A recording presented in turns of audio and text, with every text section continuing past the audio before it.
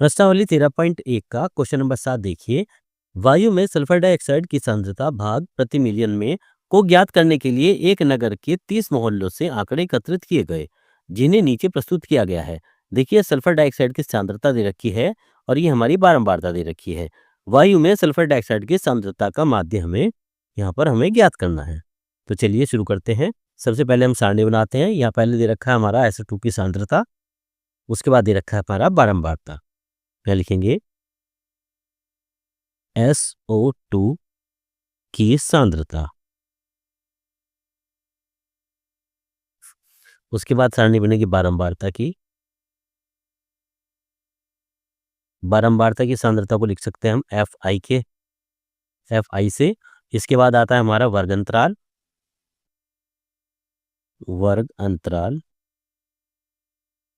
वर्ग अंतराल को लिख सकते हैं हम XI से। इसके बाद एक सारणी बनती है UI की। तो UI बराबर होता है हमारा XI माइनस A/H। और लास्ट में सारणी बनती है हमारी FI UI की। मान रखते हैं जो क्वेश्चन में दिए गए हैं उसके हिसाब से हम यहाँ पर मान रखेंगे। सबसे पहले हमारे SO2 की सांद्रता दे रखी है 0.00 से 0.04 तक। क्या लिखेंगे? 0.00 से 0.04 तक। इसकी बारंबारता दे रखी है हमारी 4। इसके बाद वर्ग अंतराल XI, यानी कि इन दोनों के बीच का अंतर। कितने का अंतर दे रखा है यहाँ पर वर्ग अंतराल में? ठीक है, यहाँ पर हमारा कितने का अंतर दे रखा है? 0.00 है, यहाँ पर 0.04 दे रखा है। वर्ग अंतराल निकालेंगे। वर्ग अंतराल निकाल के मैंने आपको पहले ही बताया था, दोनों संख्याओं को जोड़ के 2 से भाग कर देते हैं। तो यहाँ पर जब दोनों संख्या को जोड़ के 2 से भाग करेंगे तो आ जाता है हमारा 0.02। इसका वर्ग अंतराल आ जाता है हमारा यहाँ पर। UI फिर बाद में निकालेंगे। चलिए पहले बाकी लिखते हैं। दूसरा दे रखा है हमारा 0.04 से 0.08 तक। इसकी बारंबारता दे रखी है हमारी 9 और इसका वर्ग अंतराल आता है हमारा 0.06। इसके बाद 0.08 से 0.12 तक, यानी कि 0.08 से लेके 0.12। इसकी बारंबारता दे रखी है हमारी 9 और इसका जो हमारा वर्ग अंतराल आता है ये आता है 0.10। इसके बाद आता है 0.12 से लेके 0.16 तक। ये लिखेंगे 0.12 से लेके 0.16 तक। इसकी बारंबारता दे रखी है हमारी 2 और इसका हमारा वर्ग अंतराल आता है 0.14। इसके बाद दे रखा है 0.16 से लेकर 0.20 तक। बारंबारता दे रखी है इसकी हमारी 4 और इसका हमारा जो वर्ग अंतराल आता है ये आता है हमारा 0.18, दोनों के बीच की संख्या। इसके बाद लास्ट में दे रखा है 0.20 से लेके 0.24 तक। इसकी बारंबारता दे रखी है हमारी 2 और इसका वर्ग अंतराल आता है हमारा 0.22। अब देखिए, अब फॉर्मूला लगाते हैं। UI बराबर XI माइनस A। XI हमें दे रखा है, A यानी कि कल्पित माध्य। कल्पित माध्य अभी हमें यहाँ पर मानना पड़ेगा। तो कल्पित माध्य क्या मान सकते हैं? हम कोशिश करते हैं कल्पित माध्य वो मानते हैं जो लगभग बीच में आता है। लेकिन लगभग बीच में यहाँ पर पूरी संख्या कोई नहीं मान सकती। तो चलिए मान के चलिए इसको हम कल्पित माध्य मान लेते हैं। 0.14 को हम यहाँ पर कल्पित माध्य मानते हैं। इसके बाद है नीचे हमारा H यानी कि दोनों के बीच का अंतर, यानी कि हर वर्ग अंतराल में हमारा यहाँ पर देख रहे हैं 0.04 का वर्ग अंतर आ रहा है। तो यहाँ पर लिखना चाहे लिख दें, लिखेंगे ही। चलिए यहाँ पर लिखेंगे माना कल्पित माध्य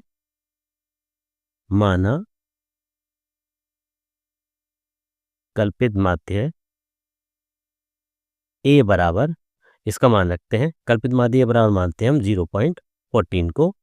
और जो हमारा वर्ग अंतराल है, वर्ग अंतराल यानी कि दोनों के बीच जितना का अंतर आ रहा है H, इसको मान लेते हैं 0.04 जो हमें क्वेश्चन में दिया गया है। अब देखिए यहाँ पर आ जाइए वापस। UI का मान दे रखा है X माइनस A/H। XI का मान है 0.02 माइनस A का मान कितना दिया गया? 0.14/H का मान दे रखा है हमारा 0.04। अब देखिए 0.02 में से माइनस करेंगे 0.14 तो ये बच जाता है हमारा 0.12 और 0.12 को जब 0.04 से डिवाइड करते हैं तो ये बच जाता है हमारा -3। इसी तरह से इसमें से माइनस कीजिए, 0.06 में से माइनस करेंगे 0.14 अपॉन 0.04। इसको जब डिवाइड करते हैं तो ये हमारा -2 बच जाता है। इसी तरह से यहाँ जाइए, 0.10 में से हम माइनस करेंगे 0.14 अपॉन 0.04।